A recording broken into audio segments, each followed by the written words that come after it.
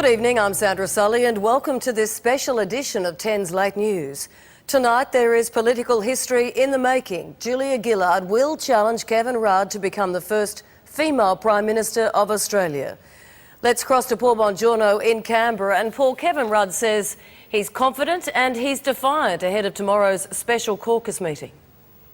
Yes, Sandra, just 2.5 years ago, Kevin Rudd was the most popular Prime Minister Australia had ever had. But tomorrow morning at 9 o'clock, in a specially convened caucus meeting, he will face his judgment day. Some are saying it'll be his execution.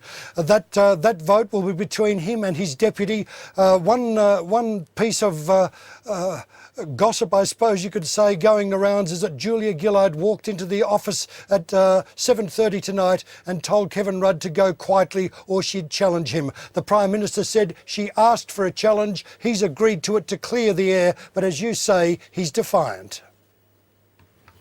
I was elected by the people of Australia as Prime Minister of Australia. I was elected to do a job.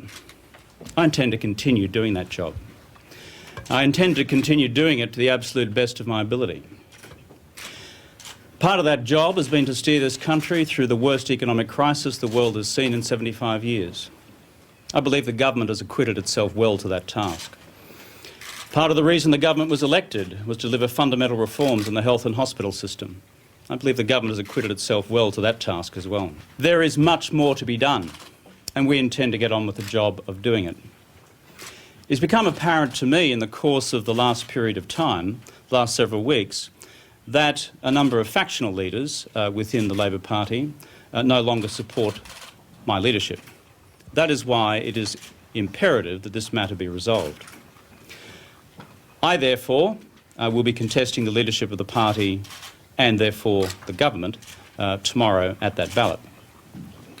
I think it's important for stability for the government and the party this occur. As I said before, it's far better these things are done quickly rather than be strung out over a period of time. If I am returned as the leader of the party and the government and as Prime Minister, then I will be very clear about one thing. This party and government will not be lurching to the right on the question of asylum seekers, as some have counselled us to do.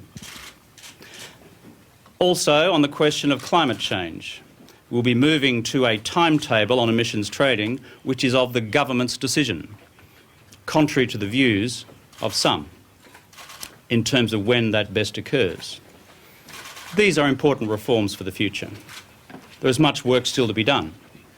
Right now, obviously, we're in the midst of a debate on the future of the taxation system. This is a hard debate which has been waged in previous times as well. Tax reform is never easy. A lot of paint's been taken off the government on the way through. It's also been difficult for previous governments engaged in the business of hard reform. We don't resile from that challenge. However, this obviously has created some challenges and tensions within our party. And I mentioned before, having lost the support of certain factional leaders. Therefore, it's time to get on with the business of resolving this as quickly as possible. There's a national interest at stake. I conclude with where I began. I was elected by the people of Australia to do a job. I was not elected by the factional leaders of Australia, of the Australian Labor Party, to do a job, though they may be seeking to do a job on me. That's a separate matter. The challenge, therefore, is to honour the mandate given to me by the Australian people. We've made mistakes on the way through. I've been very upfront about that.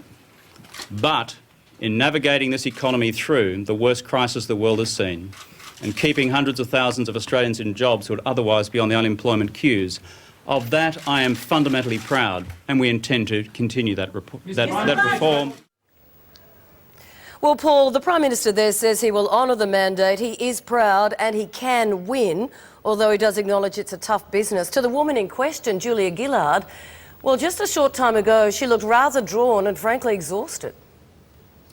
Yes, it's been an amazing few days really for Julia Gillard. She's been resolute in her loyalty to Kevin Rudd right up till today. There was a story in the Sydney Morning Herald saying that Kevin Rudd was checking the numbers. This was read by her as a sign that he wasn't returning that loyalty. Now there is speculation as to why that story was running. The speculation does point to the fact that those who want Kevin Rudd out and Julia Gillard in put that story in there to precipitate the sort of crisis we're now seeing, to railroad Rudd and the caucus in the direction that they want. Well, Julia Gillard tonight, as she left the Prime Minister's office to return to her own, wasn't saying too much. For the Labor Party happy. Thank you. Can I confirm I will be a candidate in tomorrow's ballot, and apart from that statement, I haven't got any other statement at this time. Do you believe you can win the Prime Minister? Thank you. Do you believe you can win this, Gillard? Well, just reminding you, Paul, the Prime Minister said he's confident, but can I tell you, the bookies tonight are actually backing Julia Gillard at $1.20 and Kay Rudd at $4.20. So that's an interesting turn of events. I guess we won't know any more until the morning, although I'm sure the phones are running hot and the numbers are being crunched. Let's recap tonight's events. Series of factional leaders approached Julia Gillard, whose loyalty was being questioned, according to some, and this morning's press by the Prime Minister. That's what allegedly sparked the spill.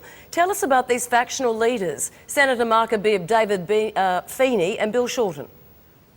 Well, two of the last two that you mentioned are from Victoria. Bill Shorten, of course, was the head of the AWU, the big right-wing union that tonight, as we'll hear, has come out in support of Julia Gillard.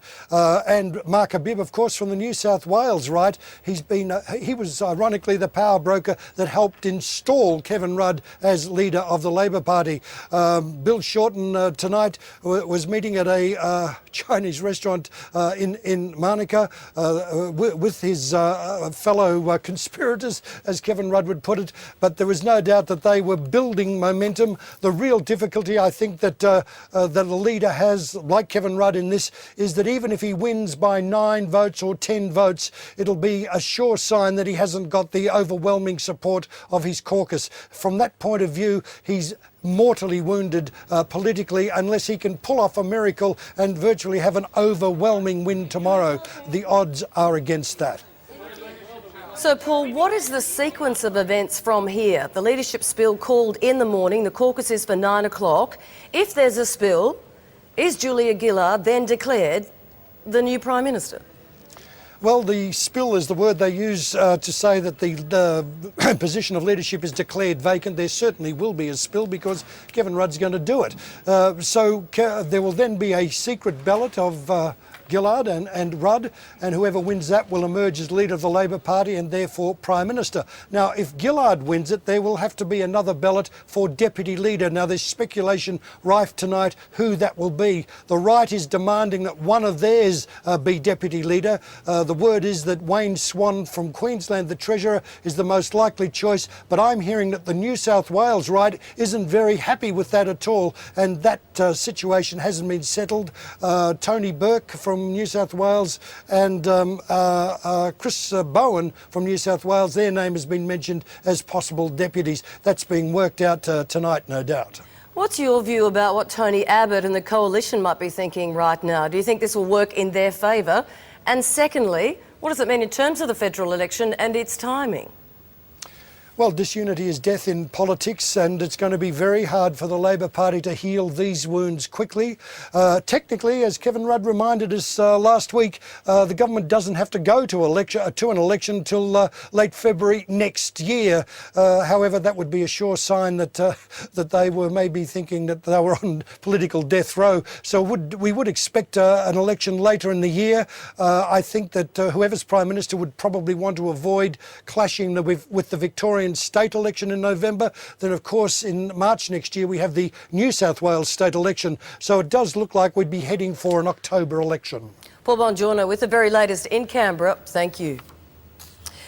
Well, one of the triggers for the leadership challenge has been Kevin Rudd's loss of support from a key backer, the right leadership of the Australian Workers' Union.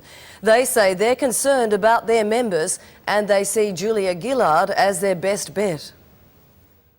If Tony Abbott is elected as a Prime Minister of Australia, work choices will be back.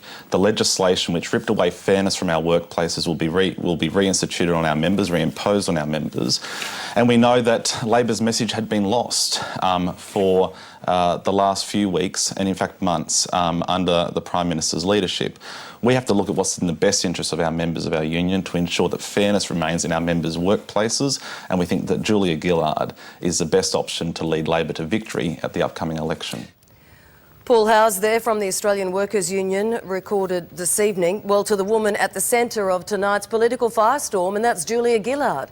Let's take a look at the woman who could be Prime Minister. Julia Gillard has been Deputy Prime Minister since the election of the Labor government in 2007 and was the first woman and first foreign-born person to hold that position. She was born in Wales in 1961 and immigrated with her family to Australia 5 years later. After schooling in Adelaide, she undertook law studies and rose through student union ranks.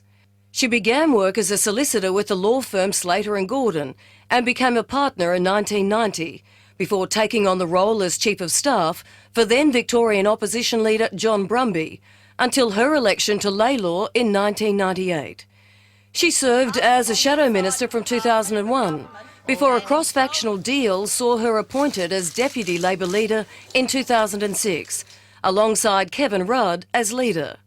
She's also the Minister for Education, Minister for Employment and Workplace Relations, and Minister for Social Inclusion. Gillard's partner is Tim Matheson, a hairdresser. They have no children.